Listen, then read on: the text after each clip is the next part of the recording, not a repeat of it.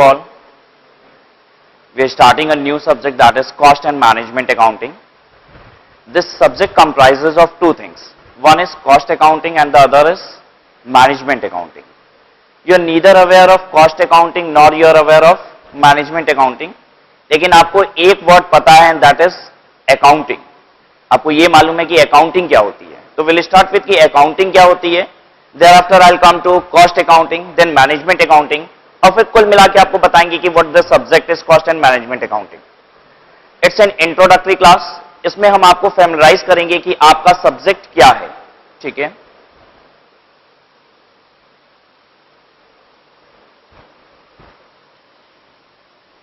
The name of subject is cost and management accounting, and it comprises of two things, that is cost accounting and management accounting.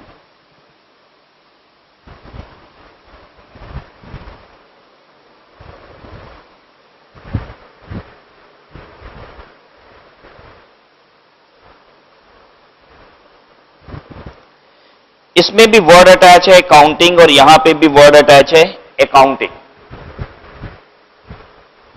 Can anybody tell me what is this accounting? Accounting क्या होता है? What is accounting? Accounting is recording of all money related transaction. जितने भी money related transaction है उनको record कर दीजिए, वो अकाउंटिंग कहलाती है. किसी भी चीज को आप मनी में मेजर कर सकते हैं, उसकी रिकॉर्डिंग कर देना ही क्या है? अकाउंटिंग. तो अकाउंटिंग इज रिकॉर्डिंग ऑफ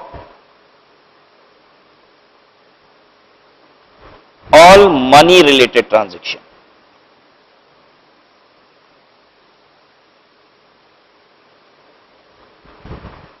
यहां पे आपको एक वर्ड दिखाई दे रहा है रिकॉर्डिंग. अकाउंटिंग का क्रक्स मीनिंग जो होता है वो होता है रिकॉर्डिंग. आपको रिकॉर्ड कर देना है, हिसाब किताब लिख देना है, इसी को अकाउंटिंग कही जाती है. तो कॉस्ट अकाउंटिंग क्या है? ये भी एक अकाउंटिंग है, लेकिन यहां पे रिकॉर्डिंग सभी मनी रिलेटेड ट्रांजैक्शन की नहीं की जाती, यहां पे रिकॉर्डिंग की जाती है कॉस्ट की. तो कॉस्ट अकाउंटिंग क्या है? ये भी रिकॉर्डिंग है, लेकिन रिकॉर्डिंग कैसी? Recording of cost.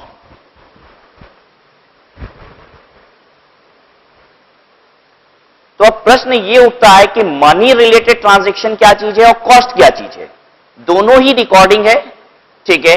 सिर्फ अगर अकाउंटिंग कहा जाए तो पता है इसका मतलब क्या होता है? सिर्फ अगर अकाउंटिंग कहा जाए तो इसका मतलब होता है फाइनेंशियल अकाउंटिंग. आप जो क्लास 11th में 12th में अकाउंटिंग करते थे, उस अकाउंटिंग का पूरा नाम क्या है? Financial accounting. ठीक है. तो जो फाइनेंशियल अकाउंटिंग है वो मनी रिलेटेड ट्रांजैक्शन की रिकॉर्डिंग करता है. अगर इतना सब कुछ मनी रिलेटेड ट्रांजैक्शन है तो पता है कॉस्ट क्या है? इसका एक हिस्सा है, इतना ही उसमें से कॉस्ट है. यानी कि जो अकाउंटिंग का स्फेयर है वो थोड़ा बड़ा है, उसके अंदर क्या समा जाता है? Cost accounting. अगर हम आपको सभी मनी रिलेटेड ट्रांजैक्शन बता दें तो उसी में से कुछ पता है क्या होगा? कॉस्ट भी होगा. कॉस्ट क्या होता है? किसी भी चीज को, किसी भी माल को तैयार करने की लागत. ठीक है. लेकिन माल को तैयार करने की लागत के अलावा खर्चे तो और भी बहुत सारे होते हैं. ठीक है. जो मनी टर्म्स में मेजर किए जाते हैं. अकाउंटिंग में सारे मनी रिलेटेड ट्रांजैक्शन आ जाते हैं, लेकिन कॉस्टिंग में क्या आता है? सिर्फ कॉस्ट, यानी कि लागत. ठीक है.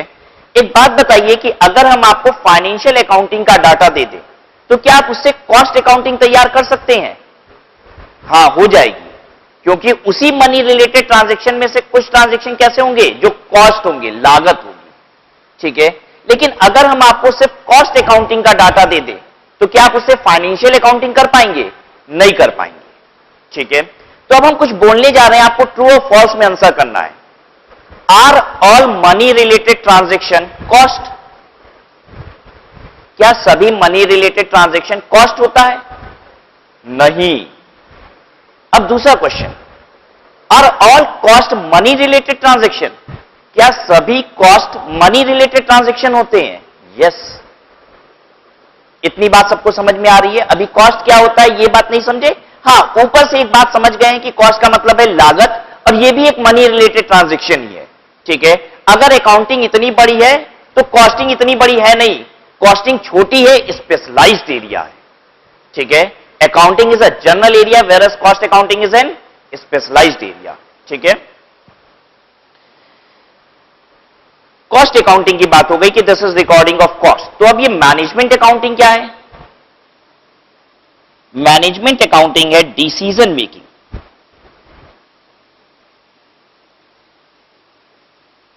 On the basis of cost accounting and financial accounting.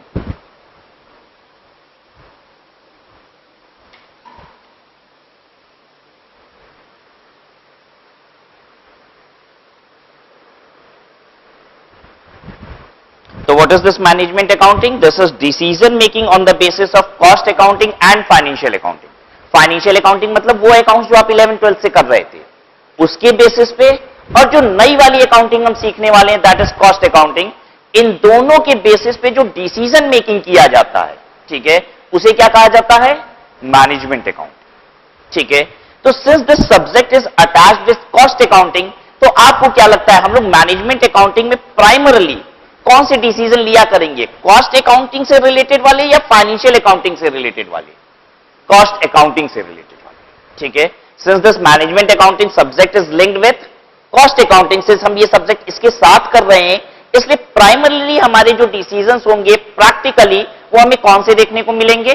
Cost accounting पे बेस्ड डिसीजन मेकिंग देखने को मिलेंगे यहां पे, ठीक है। तो एक बार फिर से बात करते हैं, what this subject is cost and management accounting. Cost accounting का मतलब accounting, that is recording of cost, whereas management accounting का मतलब क्या है? उस कॉस्ट अकाउंटिंग के बेसिस पे या फिर इवन फाइनेंशियल अकाउंटिंग के बेसिस पे जो हम डिसीजन मेकिंग करते हैं उसे कहा जाता है मैनेजमेंट अकाउंटिंग, ठीक है। आप अब हमें आंसर करिए कि पहले क्या आता है, बाद में क्या आता है? पहले कॉस्ट अकाउंटिंग होती होगी या मैनेजमेंट अकाउंटिंग होती होगी, या दोनों पैरेलल हो सकती है?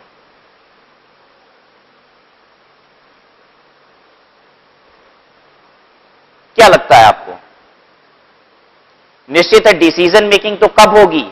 बाद में होगी। अगर हम किसी की चीज के बेसिस पे कह रहे हैं हम डिसाइड करेंगे तो निश्चित है पहले तो वो चीज हो जानी चाहिए। हम कॉस्ट अकाउंटिंग के बेसिस पे डिसीजन लेने वाले हैं, दैट इज मैनेजमेंट अकाउंटिंग, तो पहले क्या आता होगा?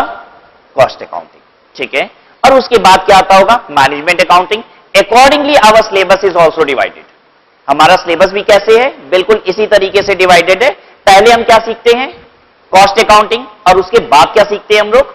मैनेजमेंट अकाउंटिंग, ठीक है यहां तक। तो कॉस्ट अकाउंटिंग के लिए हम लोग ने वर्ड यूज किया रिकॉर्डिंग ऑफ कॉस्ट, ठीक है, इसी वर्ड को यूज किया। सबसे पहला वर्ड जो हमें सीखना पड़ता है वो सीखना पड़ता है कि कॉस्ट क्या होता है, ठीक है। आइए, you can come to your book.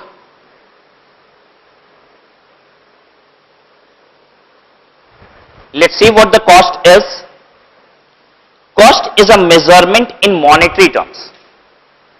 Cost is a measurement in monetary terms. ठीक है, हमने आपको बताया कि जितने मनी रिलेटेड ट्रांजैक्शन है उसी में से कुछ क्या है? कॉस्ट भी है। Cost is a measurement in monetary terms of the amount of resources used for the purpose of production of goods, distribution of goods or rendering of services. क्या कहता है?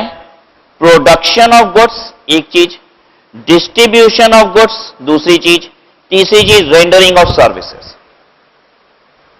इन तीन चीजों के लिए जो भी रिसोर्सेज मॉनेटरी टर्म्स में आपके पास से जाते हैं उसे क्या कहा जाता है? कॉस्ट। तो इसी को बहुत सिंपल लैंग्वेज में अगर लिखना हो तो पता है हम कैसे लिखेंगे? Cost is the amount incurred, resources in monetary terms का मतलब ही क्या हुआ? amount incurred. Cost is the amount incurred for three things. क्या क्या? Production of goods,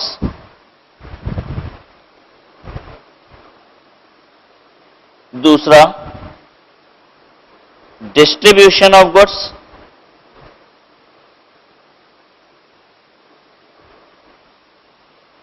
और तीसरा रेंडरिंग ऑफ सर्विसेज।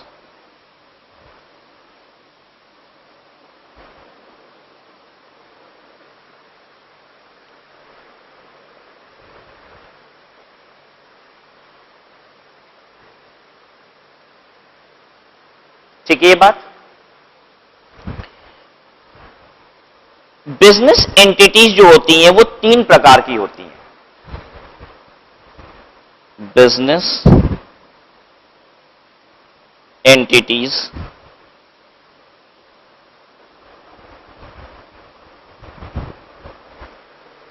पहली ट्रेडिंग, दूसरी मैन्युफैक्चरिंग,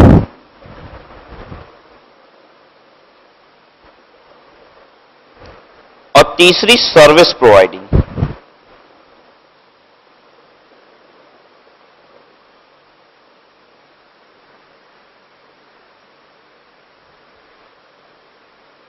ठीक है।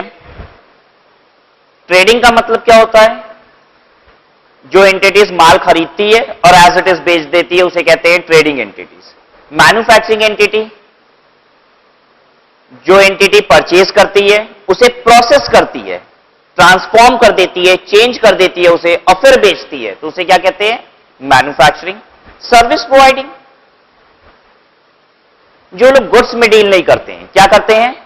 सर्विसेज देते हैं। ठीक है, वो सर्विस प्रोवाइडिंग। एक बात बताइए, फाइनेंशियल अकाउंटिंग जो आप जानते हो वो कौन लोग करते हैं? फाइनेंशियल अकाउंटिंग क्या होता है? Journal entries, ledger, trial balance, PL, balance sheet, ये सब कुछ ये कौन करता है? ट्रेडिंग, मैन्युफैक्चरिंग या फिर सर्विस प्रोवाइडिंग? बताइए कौन करता है? सारे ही करते हैं। पीएल, बैलेंस शीट, अकाउंटिंग, ये सब कौन करता है? सारे ही करते हैं। ठीक है, बात ये नहीं थी, बात ये है कि कॉस्ट अकाउंटिंग कौन करता है? कॉस्ट अकाउंटिंग मतलब लागत निकालना। ठीक है, लागत कौन निकालता है? जो लोग माल बनाते हैं और सर्विस देते हैं, कॉस्ट अकाउंटिंग बस यही लोग करते हैं, ट्रेडिंग वाले नहीं करते। क्योंकि ट्रेडिंग वाले तो माल खरीदे हैं और उसी को उठा के बेच देंगे।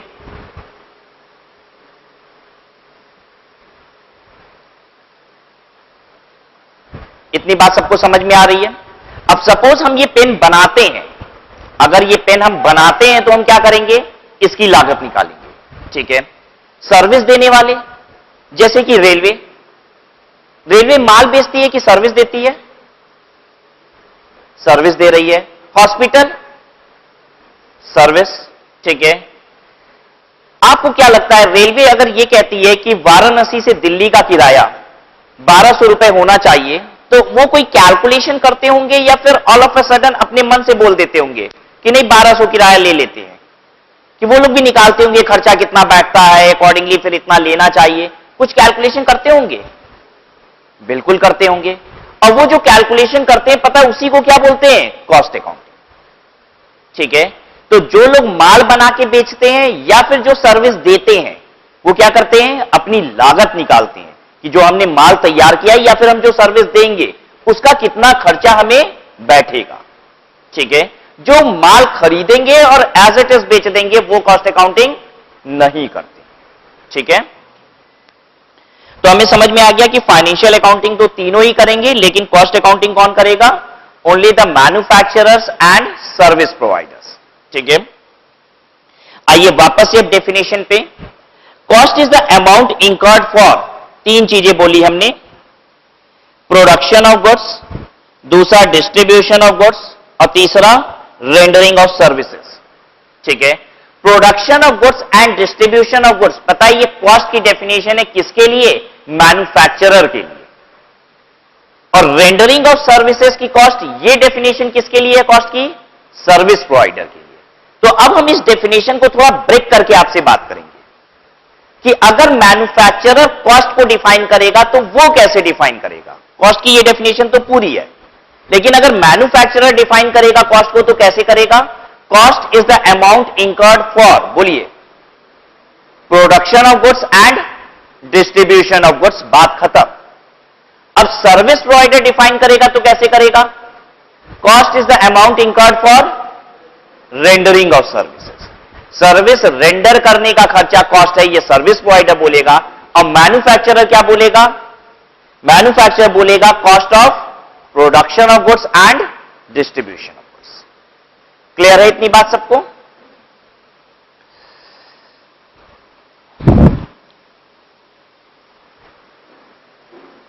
अब इस बात को समझिए,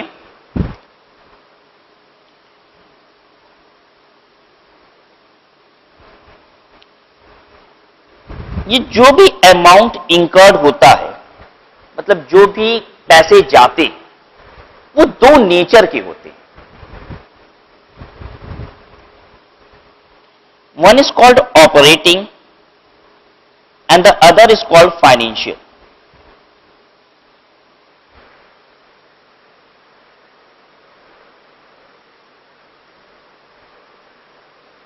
एक ऑपरेटिंग होगा, दूसरा फाइनेंशियल।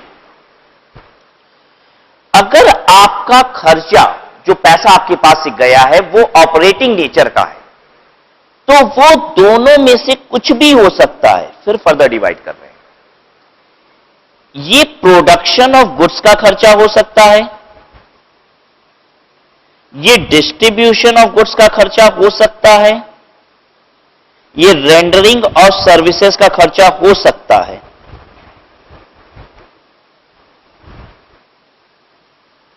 या फिर ये कुछ और भी हो सकता है, अदर।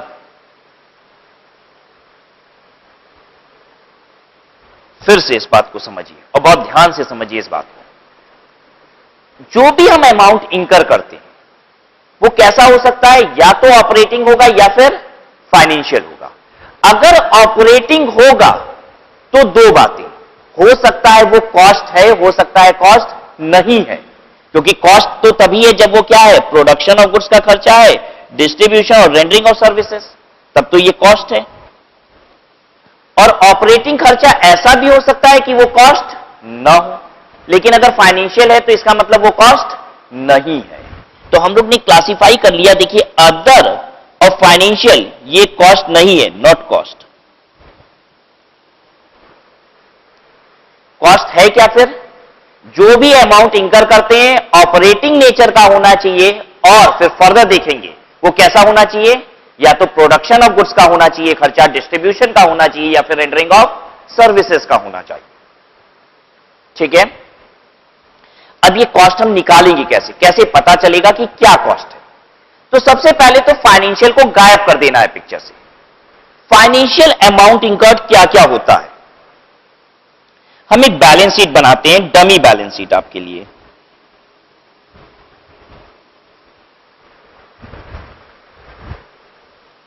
बैलेंस शीट में क्या क्या होता है? पहले होगा शेयर होल्डर्स फंड, ठीक है। उसके बाद non current liability, current liability total कर दीजिए। उसके बाद नॉन करेंट एसेट और करेंट एसेट, ये टोटल कर दिया। यही होती है balance sheet. Share holders fund का मतलब share capital, reserve and surplus. और उसके बाद नॉन करेंट लायबिलिटी में सारे लॉन्ग टर्म डेब्ट्स आ जाते हैं। करेंट लायबिलिटी उसके बाद, फिर एसेट साइड में दूसरी चीजें हमने ले ली। नॉन करेंट एसेट मतलब your fixed asset, intangible assets and thereafter current asset. यही होती है बैलेंस शीट। फाइनेंशियल कॉस्ट क्या होता है? ये शेयर होल्डर्स फंड के अंदर जो शेयर कैपिटल होती है और नॉन करेंट लायबिलिटीज के अंदर जो लॉन्ग टर्म डेब्ट होते हैं, डिबेंचर होते हैं, इनको फाइनेंस कहा जाता है। फाइनेंस क्या होता है? जिस पैसे से हम अपना धंधा करते हैं, बिजनेस करते हैं, उसे क्या बोलते हैं? फाइनेंस। ठीक है। और वो क्या होता है फाइनेंस? शेयर कैपिटल और लॉन्ग टर्म डेब्ट्स। ठीक है। क्या हम छोटे मोटे लोन भी लेते हैं बिजनेस करने के लिए? ओवरड्राफ्ट, कैश क्रेडिट, हां, शॉर्ट टर्म लोन्स भी होते हैं, लेकिन वो डे टू डे ऑपरेशन के लिए होते हैं, उससे कोई धंधा स्टैब्लिश नहीं कर लेता है। ठीक है। तो जो मेरे फाइनेंसेस होते हैं वो हम लॉन्ग टर्म डेब्ट्स को, शेयर कैपिटल को कहते हैं, और इनकी वजह से जो पैसे मेरे पास से जाते हैं उन्हें कहा जाता है फाइनेंशियल कॉस्ट। वो क्या होता है? Financial amount incurred. ठीक है। शेयर कैपिटल पे हम क्या देते हैं? डिविडेंड। लॉन्ग टर्म डेट पे क्या देते हैं? इंटरेस्ट। डिवेंचर पे क्या देते हैं? इंटरेस्ट। ठीक है, तो ये सब होता है आपका फाइनेंशियल। सबको समझ में आ गई बात? तो फाइनेंशियल क्या है? डिविडेंड फाइनेंशियल हो गया, इंटरेस्ट फाइनेंशियल हो गया, शेयर कैपिटल पे डिविडेंड देंगे और लॉन्ग टर्म डेट डिबेंचर्स इन सब पे हम इंटरेस्ट पे करेंगे।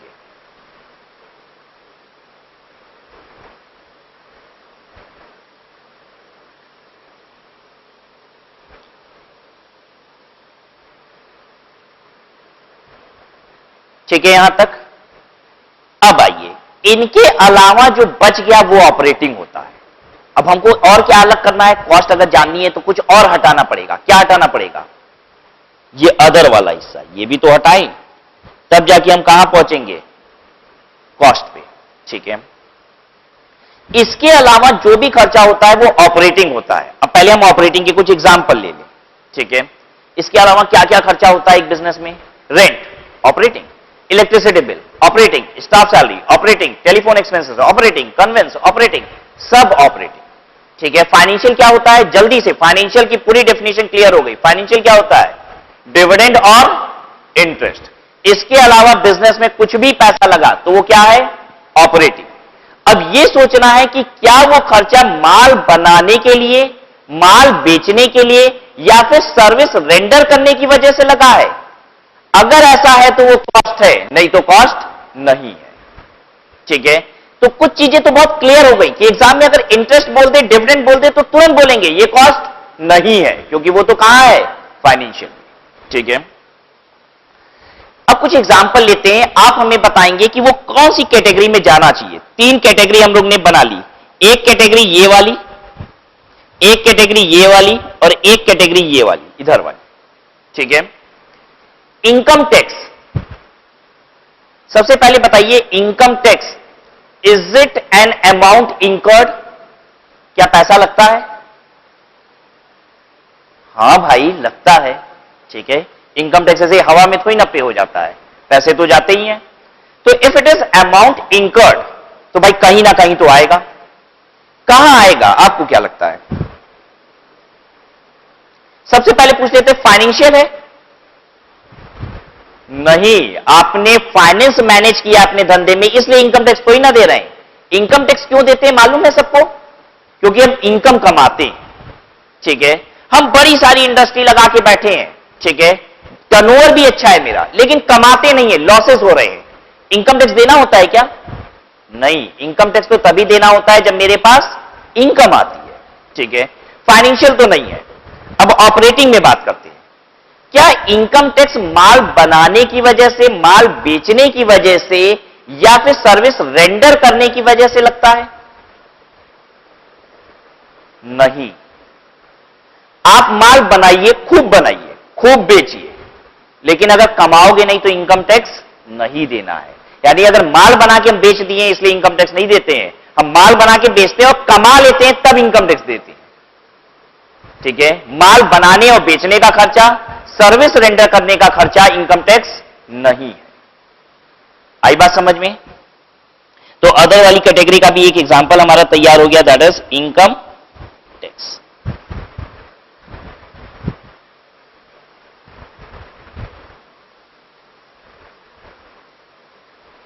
अब आप ध्यान दीजिए इधर, फाइनेंशियल क्या होता है ये बात आपने समझ ली है अच्छे से, लेकिन पता है ये अदर की लिस्ट आप एक दिन में तैयार नहीं कर सकते। इसकी कोई लिस्ट नहीं है जो हम लिख दें आपके सामने और आप याद कर लें कि ये सब अदर में आते हैं और बाकी सब कॉस्ट होता है। कभी कभी ऐसा भी होता है कि एक पर्टिकुलर मैन्युफैक्चरिंग कंपनी के लिए वो कॉस्ट है और दूसरे के लिए नहीं है। पता है ये अदर की लिस्ट कैसे तैयार होती है? ग्रेजुअली। ये कॉन्सेप्ट है, ये कोई लिस्ट नहीं है, ये कॉन्सेप्ट है जो ग्रेजुअली हम धीरे धीरे जैसे जैसे कॉस्टिंग में आगे बढ़ते हैं हम इस चीज को सीखते जाते हैं और हमें पता चल जाता है कि ये वो खर्चा है जो मैन्युफैक्चरिंग का नहीं है, सर्विस प्रोवाइडिंग का नहीं है। आई बात समझ में? तो क्या आज हम कॉस्ट क्या क्या होता है वो तैयार कर लेंगे? कभी नहीं। पता है वो ग्रेजुअली धीरे धीरे हम कॉन्सेप्ट को सीखेंगे और हमें पता चलता रहेगा कि ये कॉस्ट होता है। डेफिनेशन तो क्लियर है लेकिन शायद आज वो कॉन्सेप्चुअल क्लैरिटी नहीं बन सकती कि हम किसी भी खर्चे को पकड़ लें और तुरंत बता दें कि ये कॉस्ट है कि नहीं। ठीक है, वो ग्रेजुअली आ जाएगा।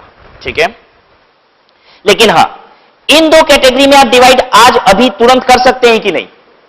हां, ये तुरंत कर सकते हैं, क्योंकि फाइनेंशियल तो दो ही चीज है, डिविडेंड और इंटरेस्ट। उसके अलावा ऑपरेटिंग में बस क्लियर कट जो क्लैरिफिकेशन है कि अब वो कॉस्ट कहलाएगा कि नहीं कहलाएगा, ये हम ग्रेजुअली सीख जाते हैं। ठीक है, तो कहां गई हमारी कॉस्ट की डेफिनेशन?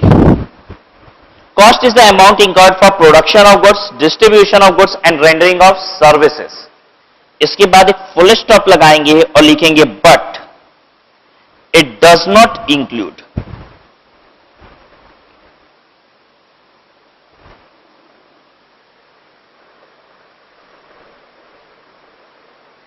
क्या क्या इंक्लूड नहीं करता है? फाइनेंशियल वाले सारे। ठीक है, तो हम but it does not include लिख देते हैं डिविडेंड,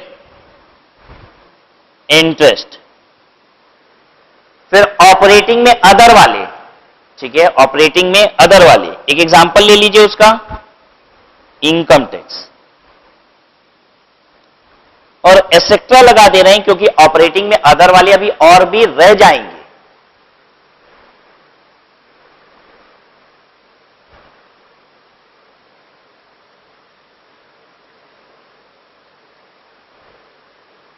परफेक्ट यहां तक? चलिए आइए अपनी बुक पे वापस।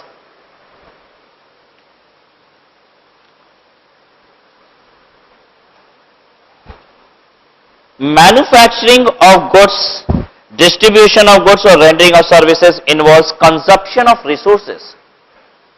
इसमें कुछ रिसोर्सेज आपके लगते हैं। ठीक है, और उन्हीं रिसोर्सेज पे तो हम पैसे खर्च करके लाते हैं।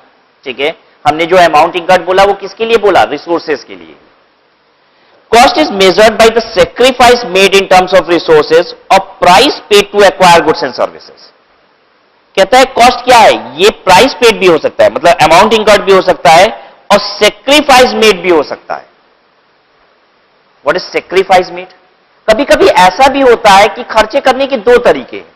हम 100 रुपए दे के वो खर्चा कर लिए, और कभी कभी क्या होता है, वो रॉ मटेरियल लेने के लिए हमने 100 रुपए नहीं दिया था, कुछ और सामान दे दिया था। तो जो सेक्रीफाइस हमने किया वो भी तो क्या है? अमाउंट इंकर्ड के बराबर है। तो कह रहा है कॉस्ट क्या होता है? इज द अमाउंट इंकर्ड या फिर सेक्रीफाइस मेड। ठीक है, for what? 3 things. For what? 3 things. क्या क्या? Production of goods, distribution of goods और रेंडरिंग ऑफ सर्विसेज। ठीक है, अब कॉस्ट के बाद जरा सा हम लोग कॉस्ट के एलिमेंट्स को देख लेते हैं। थोड़ा सा आगे बढ़िए and you will find element of cost.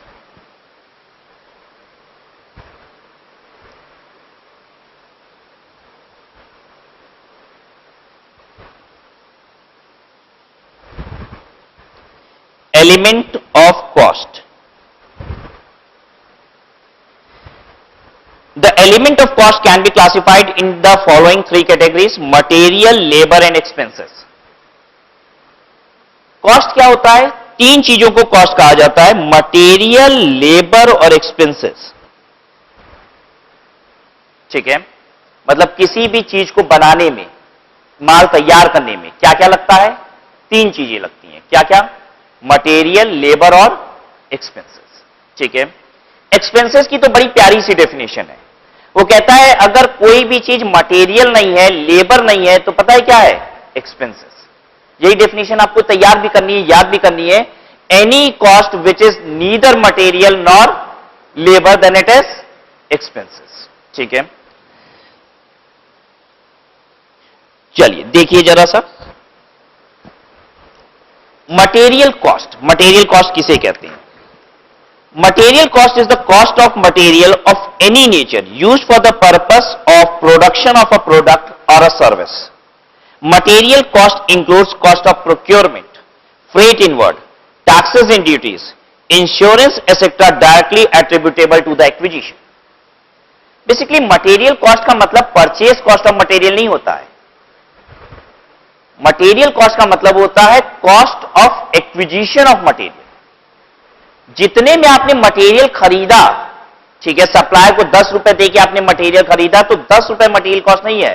Material 10 रुपया का पाने के लिए आपने जितना पैसा खर्चा किया वो क्या है? Material cost. अगर 10 रुपए का मटेरियल आया और लाने में उसे 2 रुपए का भाड़ा लग गया तो पता है मटेरियल कॉस्ट कितनी है? 12 रुपया। तो what is material cost? Material cost का मतलब होता है the entire cost of acquiring material. तो हम इसी बात को एक लाइन में लिख देते हैं, what is material cost? Cost of not purchasing material, cost of acquiring material. आपको मटेरियल पाने में कितना पैसा खर्च करना पड़ा?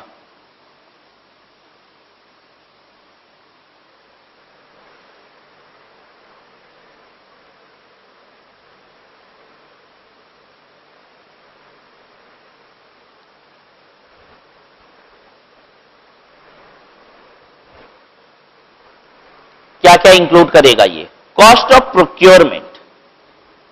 कॉस्ट ऑफ प्रोक्योरमेंट का मतलब परचेज कॉस्ट, ठीक है। मटेरियल 10 रुपए का है तो वो कहता है फ्रेट इनवर्ड, जितना फ्रेट लगा वो भी जोड़ दीजिए, ठीक है। टैक्सेस एंड ड्यूटीज जोड़िए, लेकिन टैक्सेस एंड ड्यूटीज वो जिसकी क्रेडिट नहीं मिलती है।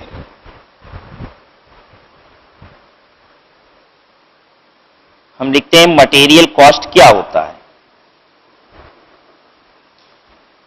Purchase cost. परचेज कॉस्ट में ऐड कर दीजिए, क्या चीज ऐड कर दें? फ्रेट। प्लस इसमें ऐड कर दीजिए टैक्सेस एंड ड्यूटीज। कौन से? सभी नहीं,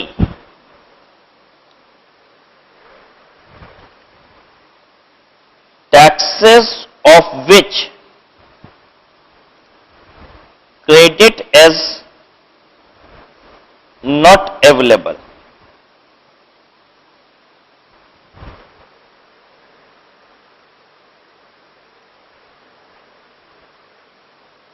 अभी समझाते हैं आपको क्या होता है taxes of which credit is not available. जिसकी क्रेडिट नहीं मिलती है वो टैक्सेस। फिर उसके बाद plus insurance. What sort of insurance is this?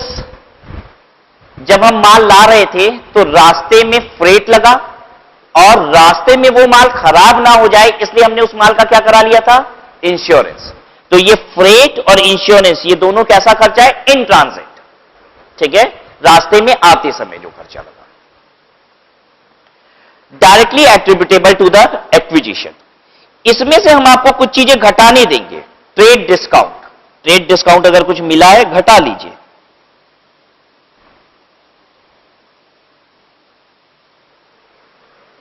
ठीक है। लेस कीजिए रिबेट। रिबेट क्या होता है? कोई नई चीज नहीं है, ये डिस्काउंट का ही भाई है। At times we use the word discount, at times we use the word rebate. Less कीजिए इसमें से ड्यूटी ड्रॉबैक।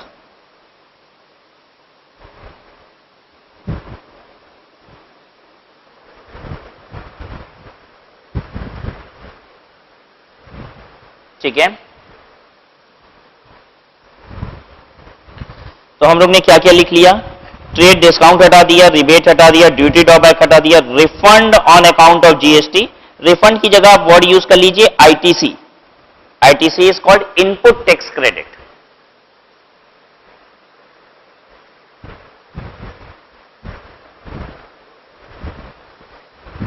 अब ये बात हम लिखेंगे नहीं वहां पे, यहां पे हम नहीं लिखेंगे कि input tax credit on account of GST आप हटा लीजिए। रीजन बीइंग कि ऊपर जो हमने टैक्सेस लिखा पता है कौन सा लिखा?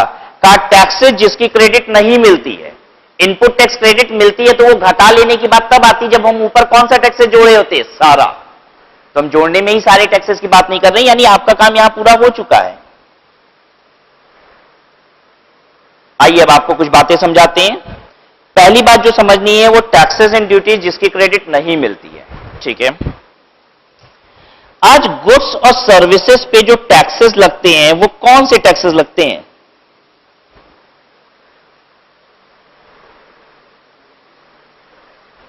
अगर हम गुड्स और सर्विसेज पे बात करें तो कौन से टैक्सेस लगते हैं?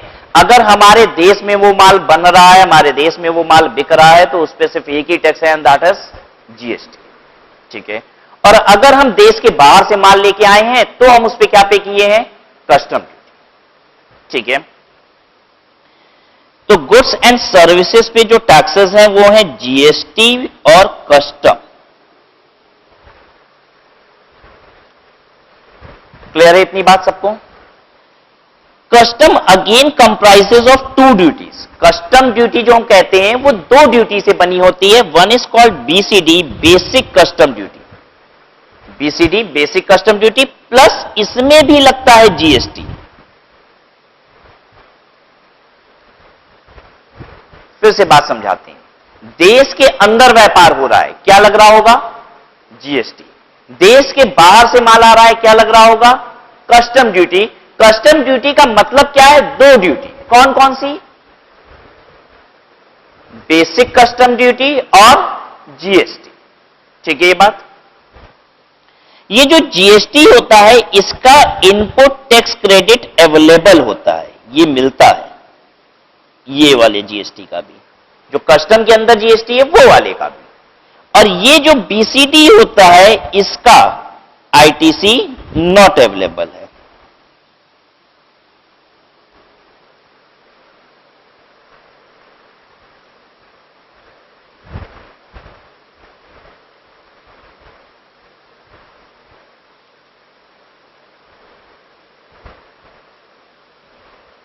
अब समझते हैं कि आईटीसी किसे कहते हैं, इनपुट टैक्स क्रेडिट किसे कहते हैं। हमने 100 रुपए का माल खरीदा, इस पे 10 रुपए का हमने टैक्सेस पे किया और कितना टोटल पेमेंट की? 110 रुपए। ठीक है। अब इसी माल को हम 150 रुपए का बेचते हैं और 15 रुपए का हम उस पे क्या कलेक्ट कर लेते हैं? टैक्सेस। कुल मिला के कितना अपने कस्टमर से लिया? 165 रुपया। ठीक है। अपने कस्टमर से 165 रुपए लिया, जिसमें से मेरा कितना है? 150 रुपया, और 15 रुपए तो क्या है? टैक्सेस। ठीक है। अगर हम 15 रुपए का पूरा टैक्सेस जमा कर देते हैं तो कहा जाता है आईटीसी नहीं मिला। अगर हम इस 15 रुपए में से 10 रुपए ये वाला माइनस कर देते हैं, हम 15 में से 10 माइनस कर देते हैं और गवर्नमेंट को कितना देते हैं? बस 5 रुपए देते हैं, तो इसे बोला जाता है आईटीसी इज अवेलेबल। इनपुट क्या है मेरा? ये परचेज, और इस पे लगा हुआ टैक्स अगर हमें घटाने को मिल जाता है आउटपुट के टैक्स से, और बैलेंस टैक्स ही बस गवर्नमेंट को जमा करना पड़ता है, तो इसे क्या कहा जाता है? ITC is available. जीएसटी में यही होगा।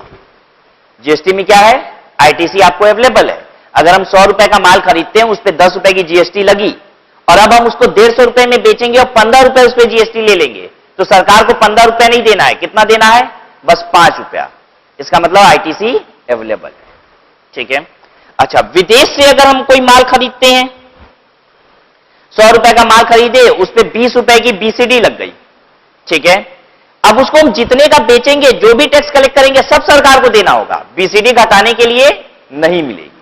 हां, जो हम माल विदेश से लाएंगे उस पर हम जीएसटी भी दे रहे हैं। ठीक है। क्या वो घटाने मिल जाएगा? हां, वो घटाने मिल जाएगा। सबको बात समझ में आ गई? अगर नहीं समझ में आई है तो एक और एग्जांपल लिया जा सकता है। हमने विदेश से माल खरीदा, देखिए 100 रुपए का, इस पे 20 रुपया बीसीडी लगी है और 12 रुपया जीएसटी लगा है। कुल मिला के कितना हुआ? 132 रुपए। इस माल को हम 200 रुपए में बेच रहे हैं अब। ठीक है। 24 रुपए की जीएसटी हमने इस पे कलेक्ट की है। अब देश में ही माल बेच रहे हैं तो बस जीएसटी लगाएंगे। माल कितने का हो गया? 224 रुपए का। सरकार को कितना टैक्स देना है? हमको जमा कितना करना है? जीएसटी पेमेंट कितनी करनी है? जब माल खरीदे थे तो 132 रुपए हम दिए थे, हम ऑलरेडी 12 रुपए की जीएसटी सरकार को दे चुके हैं।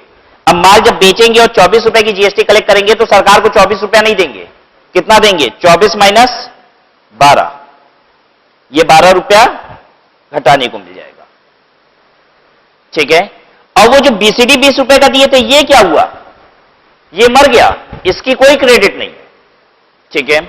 तो यही आपको सिखाया जा रहा है कि जो टैक्सेस जिसकी क्रेडिट नहीं मिलती है वो खर्चा होता है। ठीक है, उसको जोड़ दीजिए। और ये 12 रुपया आपका कोई खर्चा नहीं है, ये आप दिए और अपने कस्टमर से जब 24 रुपया वसूले तो ये 12 रुपया एडजस्ट करके सरकार को दिए। ऐसे समझिए ये 12 रुपया आपका खर्चा तो हुआ नहीं। क्यों नहीं हुआ? क्योंकि जब अपने कस्टमर से हम 24 रुपए लेते हैं तो 12 रुपए ये जो पे किए थे अपने सप्लायर को, वो हम एडजस्ट करके ही तो गवर्नमेंट को पे कर रहे हैं। ठीक है, तो माल की लागत कितनी होगी? माल की लागत कितनी होगी? 100 रुपए परचेज वाली कॉस्ट और 20 रुपए बीसीडी वाला। सब कोई समझ गया ये बात? तो हम यहां पे लिख दें इतना taxes of which credit is not available, लिखने से अच्छा सीधे बीसीडी लिख दें, आपको भी याद रहेगा। ठीक है, जीएसटी नहीं जोड़ना, तो आप कहीं अपने लिए ऐसा लिख सकते हैं GST not to be added. ठीक है, चलिए अच्छा, अब आपको हमने क्यों फिर इतनी बात बताई, क्यों नहीं सीधे कहा बीसीडी जोड़ दीजिए और जीएसटी मत जोड़िए?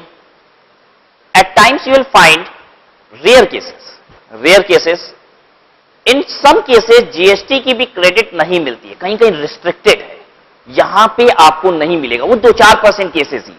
ठीक है, और आपका सिंस ये कॉस्ट अकाउंटिंग का पेपर है, इसलिए आपको यहां पे विशेष जानकारी जीएसटी की हो ये जरूरी भी नहीं है। तो आपके पेपर में एग्जाम में ये बात लिखेगा क्रेडिट इज अवेलेबल और नॉट अवेलेबल, यही वर्ड यूज करेगा, और इसीलिए हमने यहां पे क्या लिख दिया, of which credit is not available, क्योंकि आपके एग्जाम में जो वर्ड यूज करेगा वो क्या यूज करेगा, टैक्सेस का नाम देगा और ब्रैकेट में लिख के बताएगा कि क्रेडिट इज अवेलेबल और not available, and if you find कि credit is not available you will be adding it, and in case credit is available then you will not add it, right. Insurance का मतलब हमने समझा दिया, in transit, freight का मतलब समझा दिया था, in transit. Trade discount, discount 2 प्रकार के होते हैं, डिस्काउंट इज ऑफ 2 टाइप्स।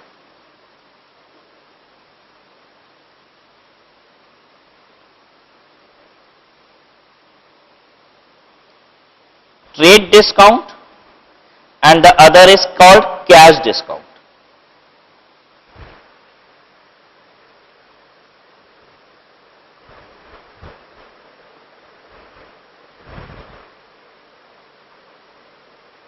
जब एक व्यापारी अपने कस्टमर को डिस्काउंट देता है माल खरीद लेने के लिए, तो उसे कहा जाता है ट्रेड डिस्काउंट। और जब वो डिस्काउंट इसलिए देता है कि हमें पेमेंट जल्दी से मिल जाए, तो इसे कहा जाता है cash discount.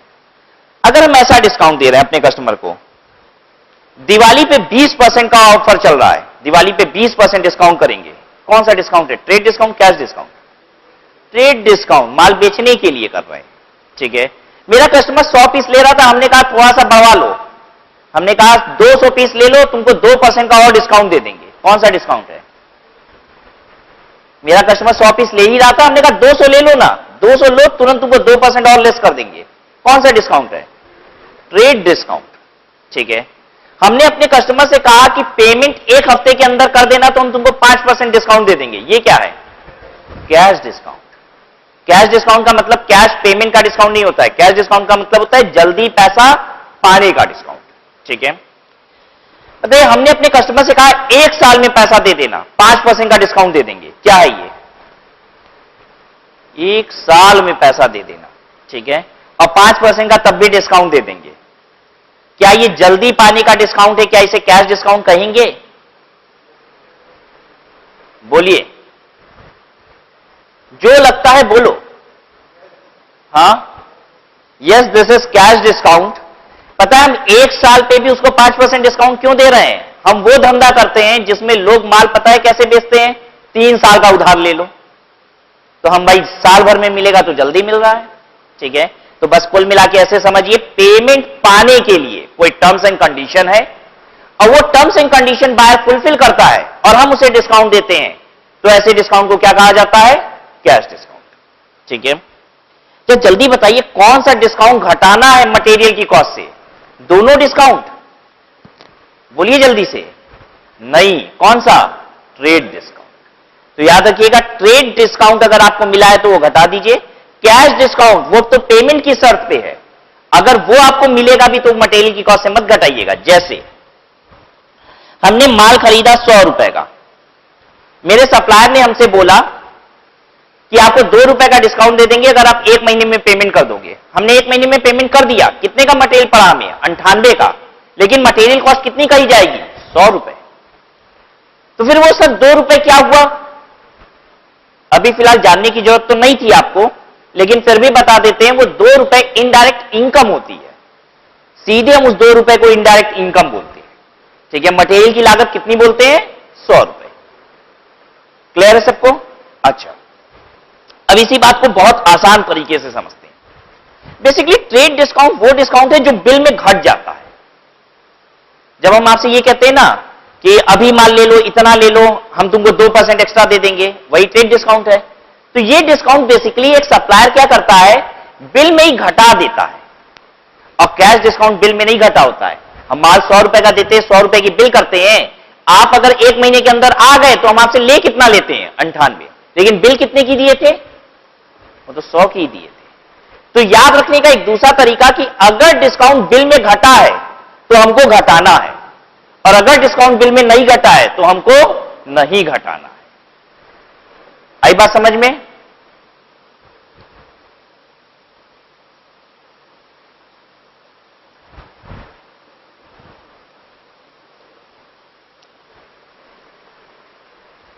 Rebate again a form of discount. Discount को ही हम कभी कभी वर्ड क्या यूज कर लेते हैं? रिबेट। ठीक है। Duty drawback. ड्यूटी ड्रॉबैक क्या होता है? जब आप माल को एक्सपोर्ट करते हो, ठीक है, तो सरकार आपको टैक्सेस वापस दे देती है। आपको कुछ टैक्सेस वापस दे देती है। जैसे कौन सा टैक्सेस वापस दे देती है? हम 100 रुपए का रॉ मटेरियल खरीदे थे, इस पे 10 रुपए का टैक्सेस दिए थे, कुल मिला के 110 रुपए का रॉ मटेरियल हुआ था। इस पे हमको प्रोसेसिंग में खर्चे लगे 90 रुपए के, फिर इसमें 20 रुपए का अपना प्रॉफिट जोड़े, कितना हो गया?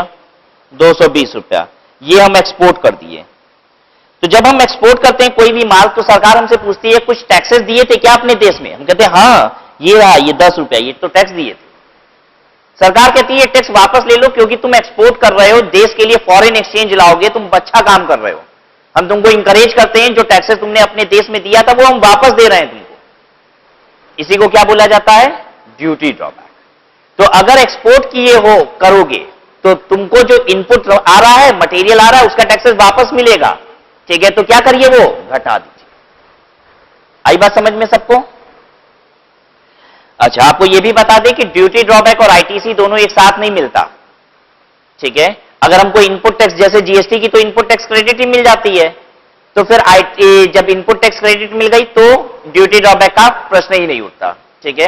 हाँ, देखिए एक्सपोर्ट के केस में क्या होगा, आपको ड्यूटी ड्रॉबैक मिल जाएगा, एक ऑप्शन ये भी है, और दूसरा ऑप्शन क्या है कि आप आईटीसी क्लेम कर लीजिए। ठीक है, इनपुट पे जितना टैक्स पे किए हो वो क्लेम कर लो, और या फिर वापस ले लो टैक्सेस को। ठीक है, इतनी बात सबको समझ में आ गई?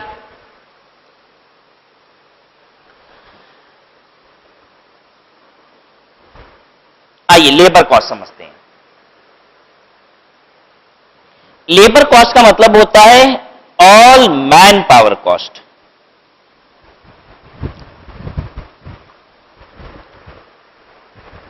जितना भी मैन पावर है मेरे पास, उसकी कॉस्ट को लेबर कॉस्ट कहा जाता है।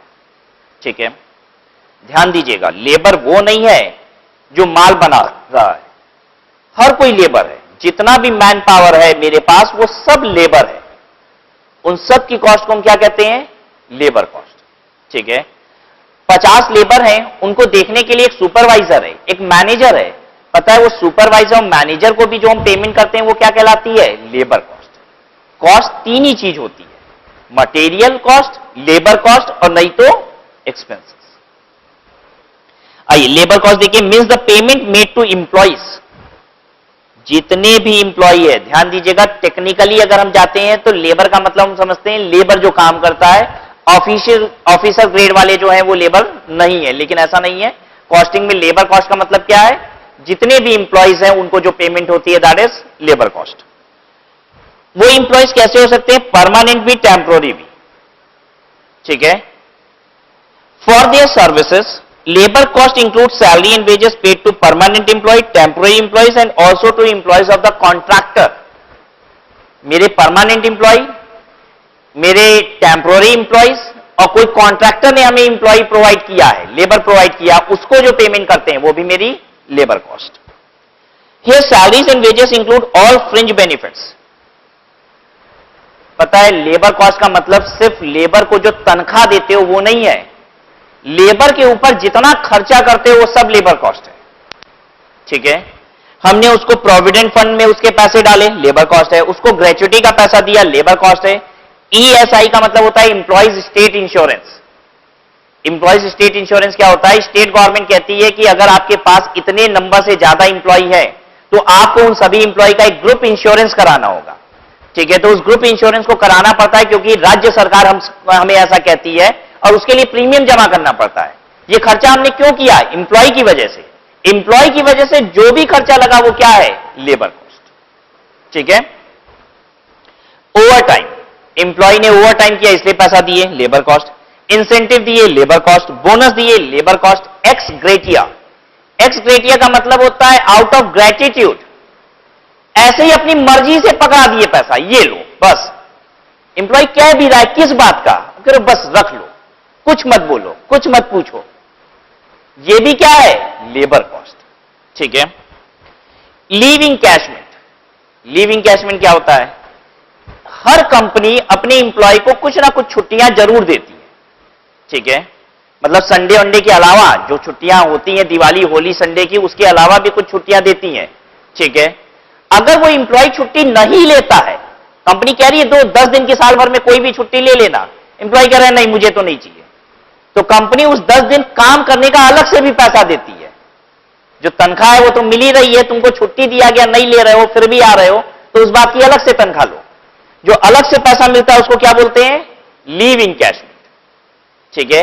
लीव इनकैशमेंट का मतलब होता है हमने लीव को अवेल नहीं किया, उसको कैश बना लिया, पैसा ले लिया उसका, ठीक है। ये भी क्या है? Labour cost.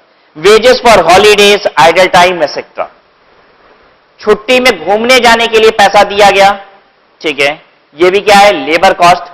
आइडल टाइम का मतलब होता है मेरा वर्कर क्या कर रहा है?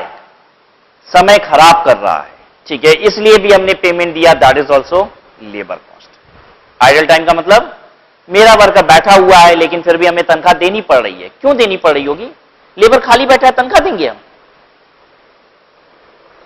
अरे मेरे पास ही काम नहीं है, लेबर तो आके बैठा ही है बेचारा, मेरे पास काम नहीं है तो हम क्या तनख्वाह भी ना दें उसको? तनख्वाह तो देनी पड़ेगी। हम, मेरा लेबर बैठा हुआ है फिर भी हम उसे मजदूरी दे रहे हैं, ये भी क्या है? Labour cost.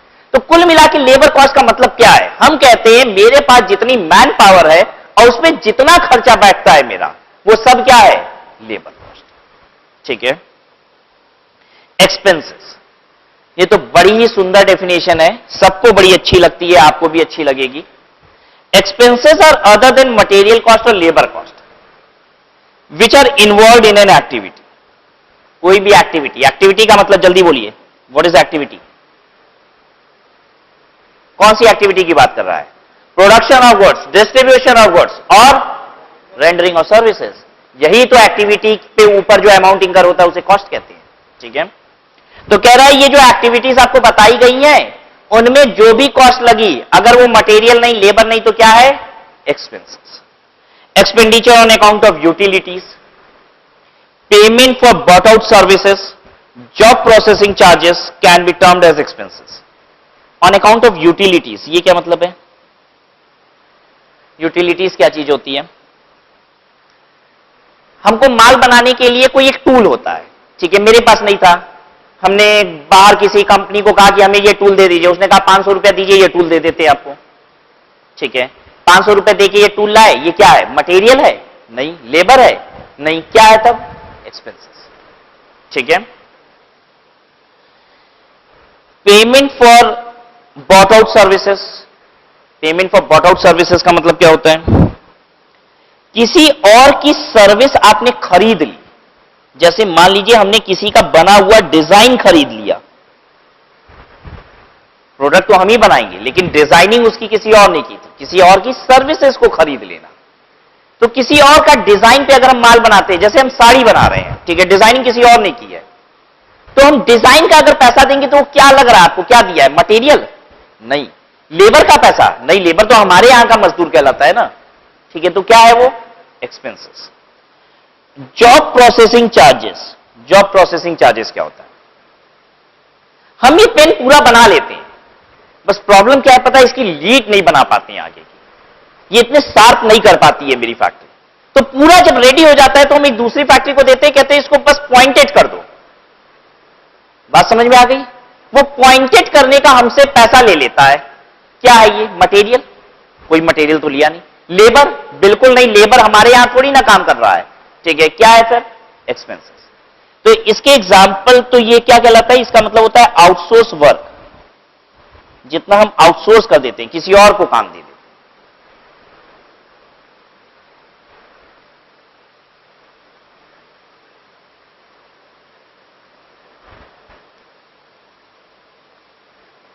ठीक है, तो अब हम एग्जाम्पल लेंगे, आप क्लासिफाई करके बताएंगे कि it is material cost, labour cost और expenses. Ready?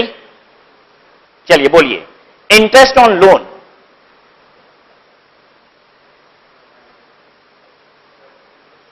Interest on loan, yes, क्या है? Expenses. Okay, interest on loan आप बताइए।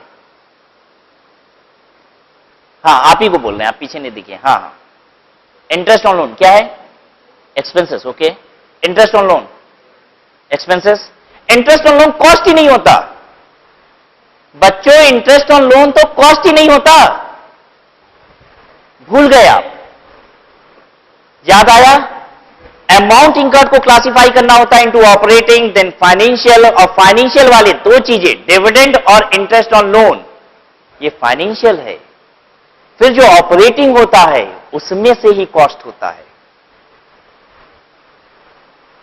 ठीक है, तो आपको ये क्वेश्चन सिर्फ इसलिए था ताकि आप थोड़े अलर्ट हो जाए, आपको ये बात पता चल जाए कि आप जिस पढ़ाई को करने यहां बैठे हैं वो इतनी आसान नहीं है। हम सुनते ही गलत करने के लिए तैयार होते हैं, मतलब सुना और इमीडिएट गलत आंसर के लिए हम तैयार होते हैं। तो जरा सोचिए कि एग्जाम में क्या होता होगा। ठीक है, तो आई होप कि अब आप अलर्ट रहेंगे और ध्यान देंगे। इंटरेस्ट ऑन लोन कॉस्ट है ही नहीं। रेंट,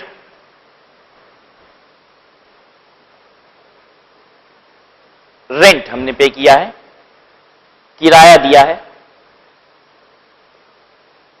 क्या है ये?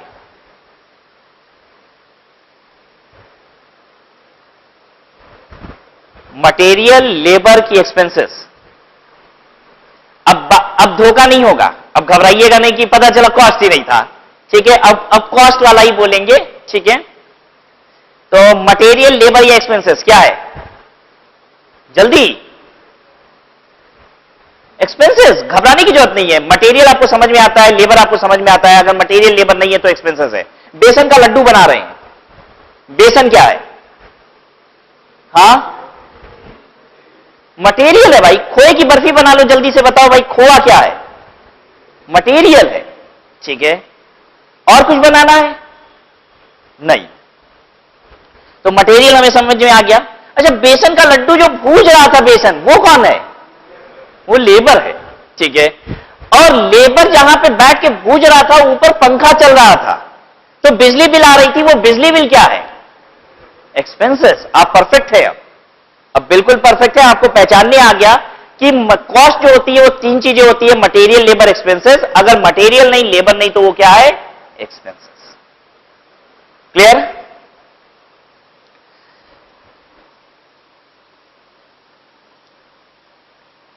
तो हम लोग ने कॉस्ट देख लिया और कॉस्ट के एलिमेंट्स देख लिए, मतलब यही तीन चीज मिला के क्या होती है?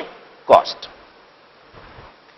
अब अगली डेफिनेशन जो हमें समझनी है वो तीन डेफिनेशन समझनी है। कॉस्ट अकाउंटिंग क्या होता है, कॉस्टिंग क्या होता है, और कॉस्ट अकाउंटेंसी क्या होता है।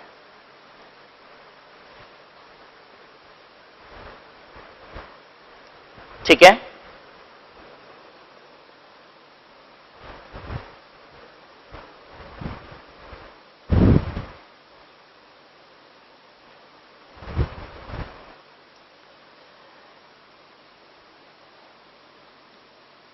Cost accounting.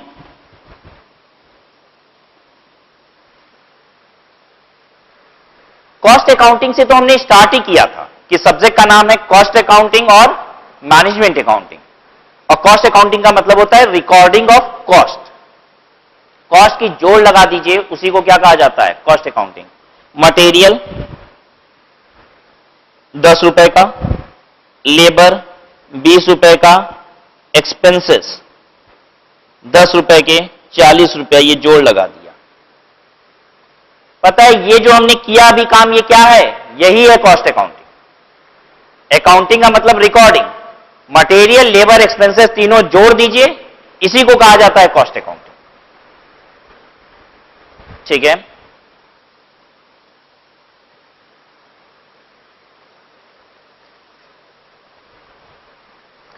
तो कॉस्ट अकाउंटिंग को डिफाइन कर देते हैं। Cost accounting is classification and aggregation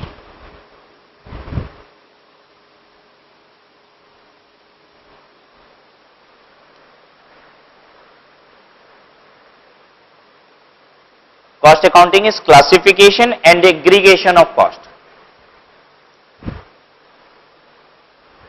अगर कॉस्ट को आप क्लासिफाई कर देते हो मतलब अलग अलग लिख देते हो, और एग्रीगेशन का मतलब जोड़ लगा देते हो, अलग अलग लिख के जोड़ लगा देना, इसी को कॉस्ट अकाउंटिंग कहते हैं। ये देखिए अलग अलग लिखा है, ये क्लासिफिकेशन है, ठीक है, और ये जो 40 रुपए लिखा है ये क्या है? एग्रीगेशन। ठीक है, चलिए अब जरा हम लोग एक कॉस्ट अकाउंटिंग करते हैं, छोटा सा एग्जांपल लेते हैं। एक माल बना रहे हैं जिसमें मटेरियल 10 रुपए का लगा, मतलब उसका रॉ मटेरियल 10 रुपए का आया है, उसको एक मजदूर को हमने दिया, हमने पूछा कितना लोगे, उसने कहा कि ये पीस तैयार कर देंगे, 20 रुपए की मजदूरी होती है, तो हम लेबर जोड़ दिए 20 रुपए। इसके अलावा जो खर्चा लगता है वो एक्सपेंसेस होता है। इसके अलावा बस एक ही खर्चा लग रहा है और वो है रेंट। ठीक है, जो साल भर का 50,000 रुपए होता है। ठीक है, अच्छा फिर से बताइए, मटेरियल एक यूनिट बनाने में कितना लगा है? 10 रुपए का। एक यूनिट बस माल बना रहे हैं, बस उसमें 10 रुपए का मटेरियल है। लेबर भी बस उसी यूनिट को कंप्लीट करने का कितना है? 20 रुपया। 50,000 रुपए किराया एक यूनिट का नहीं है, 50,000 रुपए किराया तो किसका है? साल भर का है, उस फैक्ट्री का किराया जहां ये माल बनता है। इसके अलावा कोई खर्चा नहीं। एग्जाम्पल छोटा बनाने के लिए ऐसा कह रहे हैं कि इसके अलावा कोई खर्चा नहीं लग रहा है, कोई बिजली बिल नहीं आता, कुछ नहीं आता। ठीक है, तो ये बताइए कि अब किराया कैसे हम पर यूनिट करके जोड़ें? जो भी आपके मन में बात आ रही हो बताइए, कैसे किया जाए?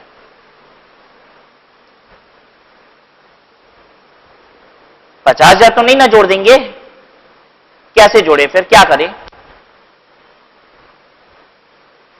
बोलिए, बोल सकते हैं, इतना बड़ा क्वेश्चन ही नहीं है, बताइए।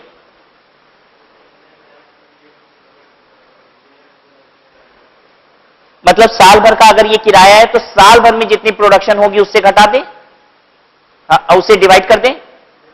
अच्छा, इनका कहना है सर ये साल भर का किराया है 50,000 रुपए, साल भर में कितनी यूनिट बना लेते हैं उससे डिवाइड कर दीजिए। हम साल भर में 5,000 यूनिट बनाएंगे, हमने साल भर में 5,000 यूनिट बनाया और 5,000 से डिवाइड कर दिया, तो एक यूनिट का खर्चा कितना? 10 रुपए। जल्दी से बताइए, ये 5,000 यूनिट साल भर में बनाओगे, ये कब पता चला आपको? जब साल भर बीत गया। यानी जब साल भर बीत गया तब हम बताएं रेंट का खर्चा 10 रुपए है, और तब हम बताएं कि प्रोडक्ट 40 रुपए में बना है। आज साल का पहला दिन है, आज एक यूनिट माल बनाए हैं।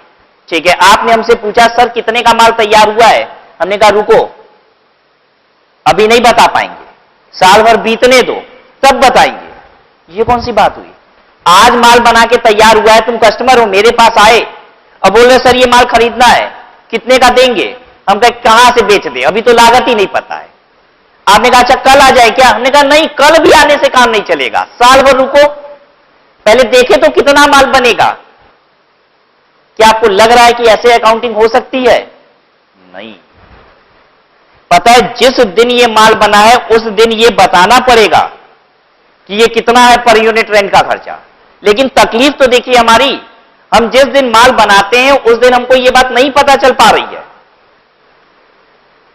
तो कैसे निकालेंगे? एक टेक्निक है इसे निकालने का, और उस टेक्निक को कहा जाता है कॉस्टिंग। तो अगली डेफिनेशन हमें पढ़नी थी ना, 3 definition, cost accounting, then costing. तो कॉस्टिंग क्या होता है? कॉस्टिंग वो टेक्निक होती है जिससे हम कॉस्ट को एसर्टेन करते हैं। ठीक है, कौन सी कॉस्ट? आप कहिए सर कुछ कॉस्ट ऐसी होती है जो एसर्टेन नहीं हो पाती है, बड़ी दिक्कत है, एक यूनिट का पता नहीं चल पाता है। ठीक है, जैसे बिजली बिल, अगर मेरा महीने भर का बिजली बिल आता है 20,500 रुपया, तो एक यूनिट का कितना पता तो चलेगा, लेकिन एक महीना बीतने के बाद, है कि नहीं? तो लेकिन पहले दिन जब हम माल बनाए तब तो हमको अंदाज लगाना पड़ेगा ना कि बिजली बिल कितना हुआ एक यूनिट का। तो ये जो अंदाज लगाते हैं ये एक टेक्निक है, ठीक है, जो आपको सीखनी पड़ती है कि किस तरीके से हम उसी दिन लागत निकाल दें जिस दिन माल तैयार किए, और उस टेक्निक को क्या बोला जाता है? कॉस्टिंग। तो आइए 3 वर्ड हम लोग सीख लिए, कॉस्ट, कॉस्ट अकाउंटिंग और कॉस्टिंग। क्या होता है कॉस्ट? क्या है? बोलिए अमाउंट इंकर्ड है। कॉस्ट क्या है? Amount incurred. कॉस्ट अकाउंटिंग क्या है? वो अमाउंट इंकर्ड जो है उसको अलग अलग और जोड़ लगा देना, कॉस्ट अकाउंटिंग। ठीक है, कॉस्टिंग क्या है? कॉस्ट पता नहीं चलती है तो पता करनी पड़ती है, एक टेक्निक लगाते हैं पता करने के लिए, उस टेक्निक को क्या कहते हैं? कॉस्टिंग। ठीक है, देखिए कॉस्टिंग की definition, costing is the technique and process of ascertaining cost, is the technique and process of ascertaining cost.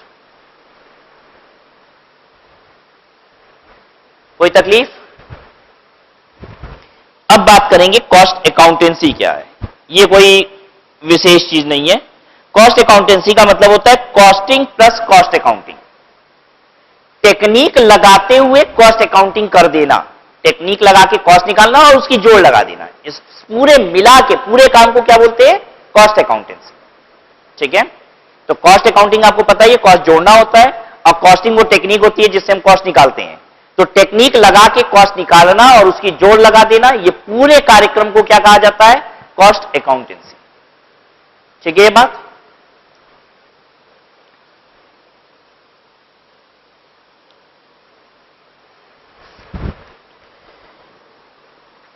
Now cost center,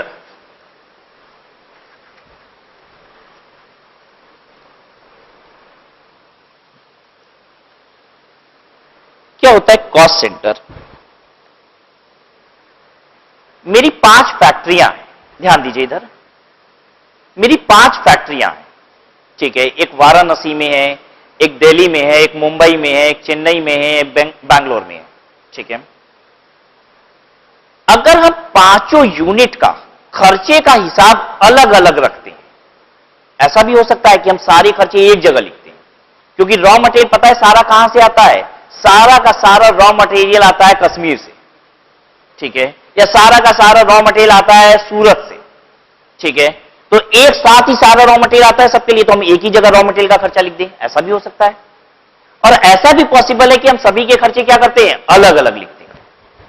अगर हम खर्चे अलग अलग करते हैं तो जहां जहां पे खर्चा कंसंट्रेट करके अलग अलग जोड़ लगाते हैं उसे कहा जाता है कॉस्ट सेंटर।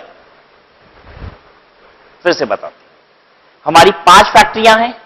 ठीक है, अगर हम 5 फैक्ट्रियों की खर्चे अलग अलग जोड़ते हैं तो वो 5 फैक्ट्रियां पता है क्या है? कॉस्ट सेंटर्स हैं। कॉस्ट सेंटर उसे कहा जाता है जो अपना खर्चा अलग से जुड़वाता है। ठीक है, फिर रिपीट करते हैं दूसरे एग्जांपल से। मेरी फैक्ट्री में 2 मैनेजर हैं, एक ही फैक्ट्री है, 2 मैनेजर हैं, दोनों को प्रोडक्शन का काम दिया गया है और दोनों कॉम्पिटिटर है अपने आप में। एक्स और वाई 2 लोगों को रखे हैं, कहे एक्स तुम भी माल बनवाओ, वाई तुम भी माल बनवाओ। ठीक है, एक्स का सारा खर्चा अलग जोड़ा जाता है, वाई का सारा खर्चा अलग जोड़ा जाता है, ये देखने के लिए कि कौन कॉम्पिटिटिव माल बना रहा है, कौन ज्यादा एफिशिएंट मैनेजर है।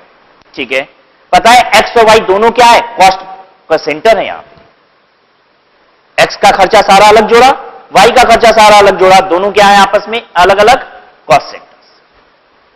सबको क्लियर है बात? तो कॉस्ट सेंटर क्या होता है? कॉस्ट सेंटर वो होता है जिसका कॉस्ट, जहां पे वो सेंटर जहां पे हम सारी कॉस्ट को लाके खींच के जोड़ देते हैं। ठीक है ये बात? तो कॉस्ट सेंटर कैसे हो सकते हैं? पर्सनल और नॉन पर्सनल भी। पर्सनल का मतलब होता है इंडिविजुअल पे भी हो सकता है, नॉन इंडिविजुअल्स भी हो सकते हैं। नॉन इंडिविजुअल मतलब फैक्ट्री की यूनिट्स। ठीक है, आइए